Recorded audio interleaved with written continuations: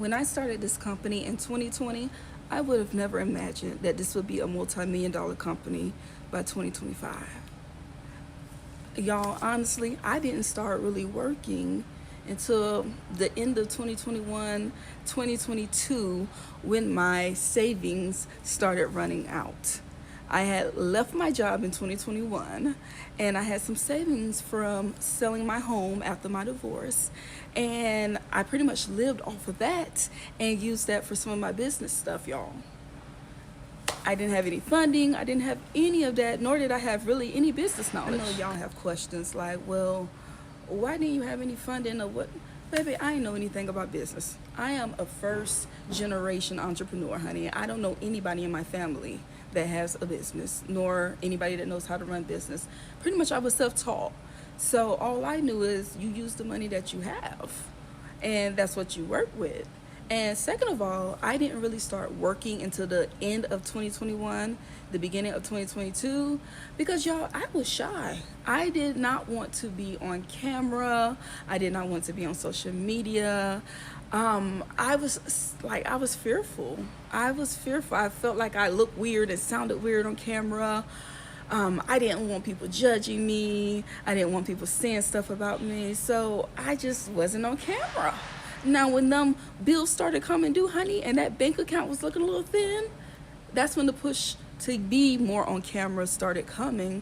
But I'm gonna tell you honestly, before I even started getting on camera, I started doing more local stuff.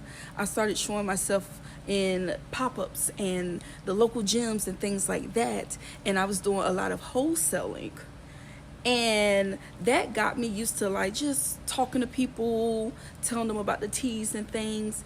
And eventually when that was okay, but it wasn't making a lot of money, I was like, Jessica, the best thing you're going to do is get online where you're in front of literally millions, multi-millions, billions of people, potential customers, because you can only do so much stuff locally with pop-ups and things like and that. And the interesting thing is, the most challenging thing I've had to do through the different just cycles of my business is allow myself to be seen more.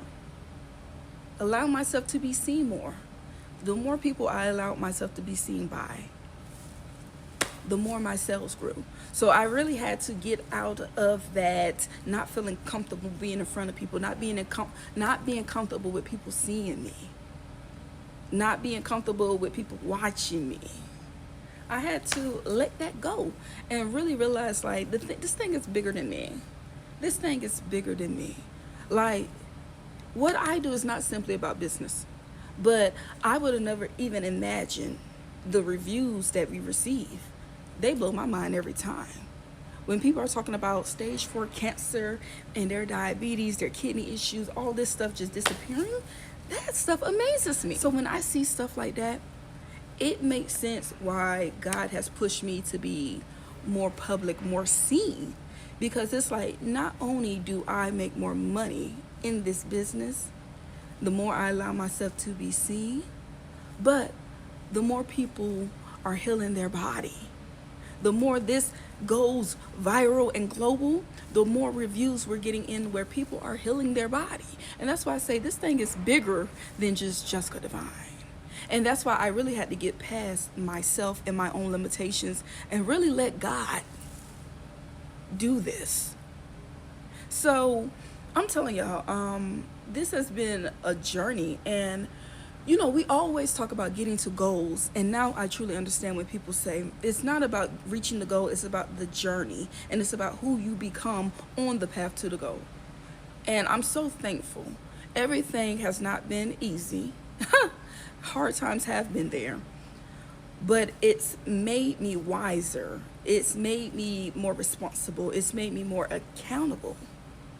And I learn and I move through it and I level up. And even, I'm telling y'all, and this is why I say like, this is God's business, because I didn't know anything about this. There's still things I don't know. But one thing I've learned is when I don't know, I simply ask God, teach me, bring forth the people, bring forth the opportunities, whatever I need, I just request it and it shows up. If I don't know how to do something, either a video pops up talking about it, or I meet somebody randomly and they have the solution. And that's why I'm saying, like, this whole thing has been a faith journey for me. This has been not even deeper than believing. This is a knowing thing, knowing that God has me, knowing that I can't fail, knowing that God is going to supply all of my needs, knowing that I am blessed. This has been a knowing thing, being fully persuaded that God is going to take care of me, and that if God has brought me to it, God is going to bring me through it. So I say all this to say, whether you're churning on an ideal, you feel like you're being called to something more, it's time to take those steps forward.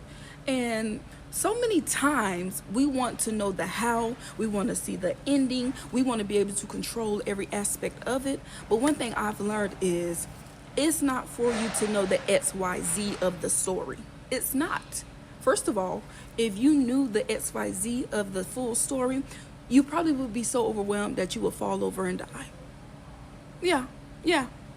Even somebody telling me in 2021, oh yeah, your company is going to be, worth multi-millions. Oh yeah, your face is going to be all over social media. Honey, I would probably have an anxiety attack. So my thing is, it's not your job to worry about the XYZ. Your job is to worry about the ABC.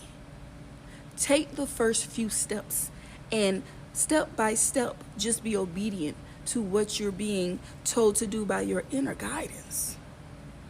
Continue to show up consistently and take those steps. Because once you take ABC, now God can reveal DEF to you. And this is how you do it, honey. Step by step. Stop trying to overwhelm yourself by thinking way ahead. Stop trying to look at how other people do it and try to blueprint your stuff to theirs, because it's not going to be the same way.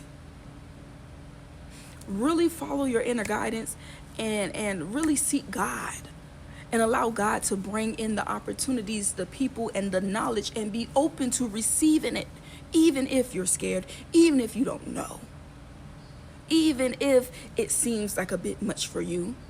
Be willing to do things scared. Be willing to do things not knowing. Be willing to look like you're failing. Because the thing is, you ain't failing until you give up. What seems like failing is simply you learning one way that is not to be done. But you can always redirect. It's like a GPS, baby. You take a wrong turn, it's going to redirect you. So my thing is, be willing to take a risk. Be willing to do something that is out of your comfort zone. Be willing to follow the inner nudges that have been nudging at you, pushing you towards more. Stop moving in fear, being worried about what other people got to say, what's going to happen. Stop moving in fear of leaving what you already know is not working for you. You're already familiar with what you're currently in, and if that's not working for you, it's time to do something new. I tell people all the time, baby, I don't have a rags to riches story, honey. I've always been abundant, regardless of what I was doing. I've always been a woman that's been able to live good, even with negative $2.42 to my name. Bank account on overdraft. For some reason, I've always been able to eat good and live good, honey. I don't have a rags to riches story, honey. I have a safe to sovereign story. A safe to sovereign, baby, where I stopped playing safe and I chose to do it God's way and be sovereign. I stopped playing safe and small and allowed this thing to get as big as God wants it to get. That's my story.